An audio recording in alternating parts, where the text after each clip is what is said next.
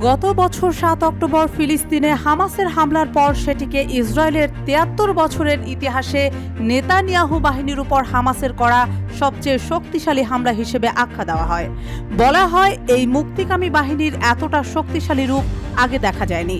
এই ৮ মাসের বেশি সময়ে হামাসের শক্তি ও বুদ্ধিমত্তার কাছে ভালোই নাকানি চুবানি খেয়েছে নেতানিয়াহুর বাহিনী। তবে ইসরায়েলি বাহিনীর পক্ষ থেকে ভেসে আসছে ভিন্ন সুর।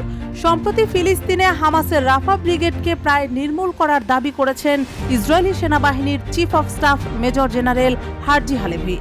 গাজা উপত্যকার রাফা অঞ্চলে চলমান সামরিক অভিযানের অগ্রগতির বিষয়ে ২৩ জুন রবিবার রাতে সামরিক কর্মকর্তাদের সঙ্গে একটি পরিস্থিতি মূল্যায়ন সভায় হালেভি এরূপ ঘোষণা দেন। ইসরায়েলি সংবাদ মাধ্যম i24 নিউজ এ খবর জানিয়েছে। উক্ত সভায় উপস্থিত ছিলেন ইসরায়েলি সেনাবাহিনীর সাউদার্ন কমান্ডের প্রধান মেজর জেনারেল ইয়ারন ফিঙ্কেলম্যান এবং ডিভিশন 162 এর কমান্ডার লেফটেন্যান্ট কর্নেল ইজ্জিক কোহেন সহ ঊর্ধ্বতন সামরিক কর্মকর্তারা। সভায় হালেভি বলেছেন, রাফায় যুদ্ধক্ষেত্রে আমাদের খুবই উচ্চ পর্যায়ের সাফল্য রয়েছে। আমি আপনাদের জানাচ্ছি, আমি এই সাফল্যের প্রশংসা করি। তিনি উল্লেখ করেছেন, নিহত হামাস যোদ্ধাদের সংখ্যা, ধ্বংস হওয়া অবকাঠামো এবং ভূগর্ভস্থ সুড়ঙ্গগুলোর মানচিত্রায়ন ও ধ্বংস তার এই কথাকে সমর্থন করছে, আর এগুলো তার বক্তব্যকে প্রমাণ করার জন্য যথেষ্ট। ইসরায়েলি এই সেনা প্রধান বলেছেন, ডিভিশন 162 এখন সমুদ্র থেকে সীমান্ত ত্রিমুখ পর্যন্ত ফিলাডেলফিয়া অক্ষ নিয়ন্ত্রণ করছে, যা ভবিষ্যতের চোরাচালানের জন্য হামাসের রসদ সরবরাহের পথ বন্ধ করার ক্ষেত্রে অত্যন্ত গুরুত্বপূর্ণ। তিনি ঘোষণা দেন, ইসরায়েলি বাহিনী এখন ভূগর্ভস্থ সম্পদের খোঁজ করছে।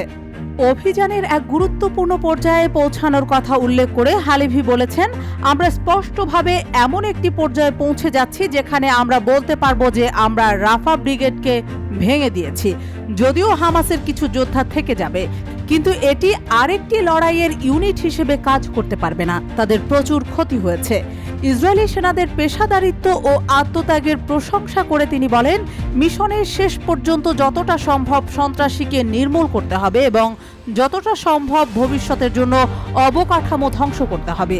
ফিলিস্তিনে যা এখন হচ্ছে তা পেশাগতভাবে খুবই চিত্তাকর্ষক। তার বক্তব্যের এক পর্যায়ে তিনি সেনাদের উদ্দেশ্যে বলেন, এখন যা যেমন চলছে সেটি বজায় রাখুন। উল্লেখ্য যে গত বছরের অক্টোবর থেকে শুরু হওয়া ইসরায়েলের নৃশংস আগ্রাসনের ফলে গাজা উপত্যকা পুরো ধ্বংসস্তূপ হয়ে গেছে। হামাসকে নির্মূলের যে প্রতিশ্রুতি নিয়ে ইসরায়েল যুদ্ধক্ষেত্রে নেমেছে তার ধারে কাছে তো পৌঁছাতেই পারেনি, উল্টো তাদের সামরিক অভিযানের কারণে এই পর্যন্ত ৩৭,৬২৬ ফিলিস্তিনি নিহত হয়েছেন। আহত হয়েছেন কমপক্ষে ৮৬,১০০ জন, আর এই সংখ্যা ক্রমবর্ধমান। ইসরায়েল এ পর্যন্ত বেশ কয়েকবারই দাবি করেছে হামাসকে গাজার বিভিন্ন অঞ্চল থেকে উৎখাতের, কিন্তু তার কোনো যুক্তিসঙ্গত প্রমাণ নেতানিয়াহুর বাহিনী পেশ করতে পারেনি। উল্টো দিনের পর দিন নিজের শত্রুর সংখ্যা বাড়িয়ে চলছে ইসরায়েলি সামরিক বাহিনী।